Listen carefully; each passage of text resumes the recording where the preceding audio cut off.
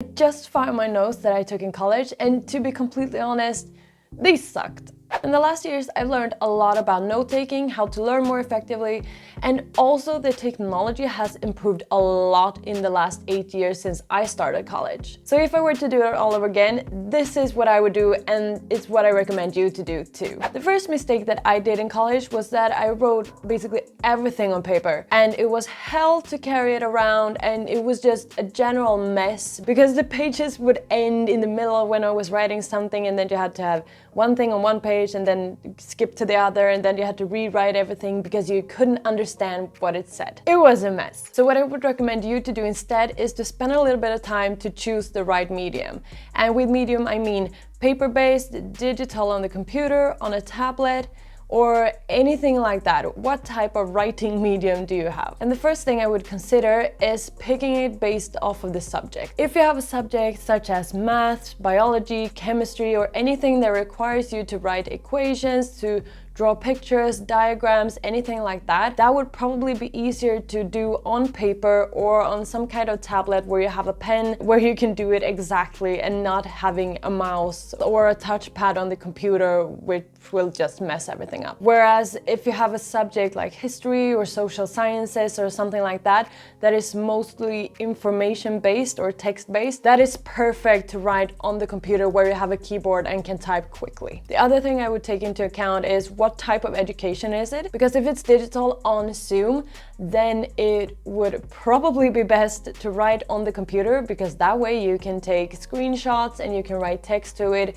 and that makes it really efficient. Whereas if it's in a classroom or based off of a book, then it might not matter that much what type of medium that you use. Okay, so the next thing is choosing the right tools. So that is if you're going to write on paper, if you're going to write on your laptop, or if you're using some kind of tablet. And if you're writing on paper, I would say pick a good notebook, preferably white lines. I really enjoyed those. I remember in school everyone used them because they are really nice. Something that is really nice to have is to have a good highlighter, both for marking important things, but also to highlight any headlines or things like that to make it easier to read afterwards. And also having a really good pen or pencil that you can erase. I really like Pilot pens. I use them all the time. And the good thing about that is that you can get them in different colors and they're really easy to erase, but you still get that clear font, which is really easy to read. So the pros of writing on paper is obviously that you have full control of what you're drawing and writing, and it's also simple to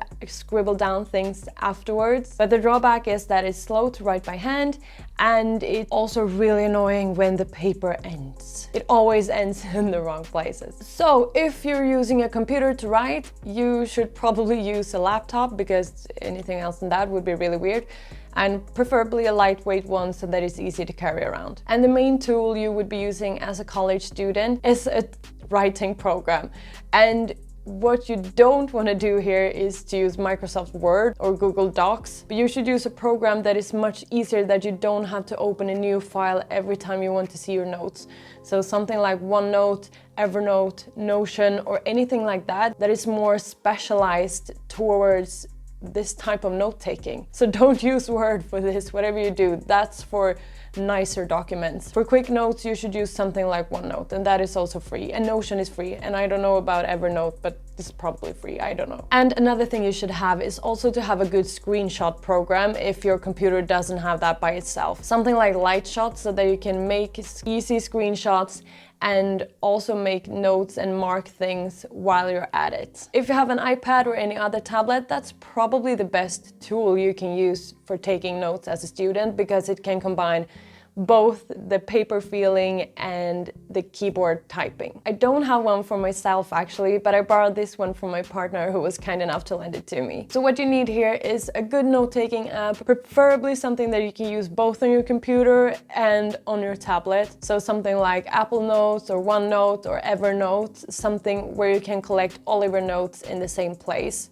and where you also can type and draw at the same time. If possible, the best solution would be to have both a separate pen and a keyboard. That would be the perfect setup for note-taking in college. But to be completely honest, it's super expensive, especially if you're using an iPad with an Apple Pen and the keyboard. So I totally get that this is not always a viable option for a student. So if I was a student, I would probably try to get a tablet with a pen and a keyboard. But if I was a student on a budget, I would probably be mainly digitally based and write notes on the computer firsthand.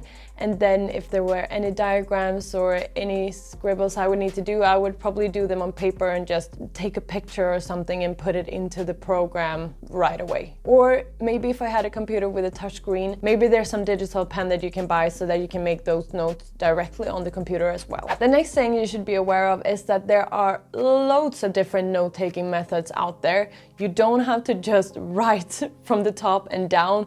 There are a lot of different methods you can use, like for example, the charting method, outlining method, sentence method, mapping method, boxing method. Maybe I'll make a video about it in the future, but for now, if you want to learn more about them, you can just Google them. However, I will show you an example of the Cornell method, which I think would be really useful to you. The Cornell or Cornell, I don't know, Cornell, I will say, let's hope it's right, is one of the most famous note-taking method and was developed in the 1950s at Cornell University for students for learning. So that's why I think it would suit you perfectly. The point of the Cornell system is to help you organize your notes and to have an easy system for reviewing them afterwards, which makes it great for studying and writing notes during lectures or meetings. So how it works is that you divide your paper, or digital paper if that's what you prefer, into 3 different parts. So the note section, the cue section, and the summary section. The note section is where you write your regular notes from your lecture or from the book or whichever way you choose to study. The cue section is what makes this method special. So in the cue section, that's where you write clarifications and questions and subheadings. And you should do this after you've written your notes, so that way you will go through them.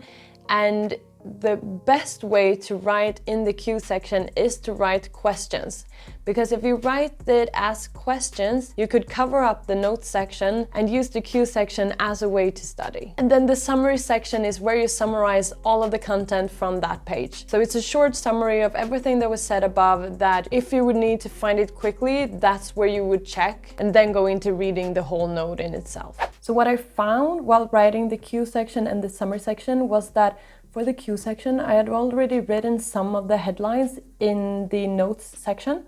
So what I did was remove them from the notes section and put them in the cue section instead. And you could wonder, like, is that really necessary? But I found that having the questions or the headlines in the left column really helped with understanding what the whole text was about.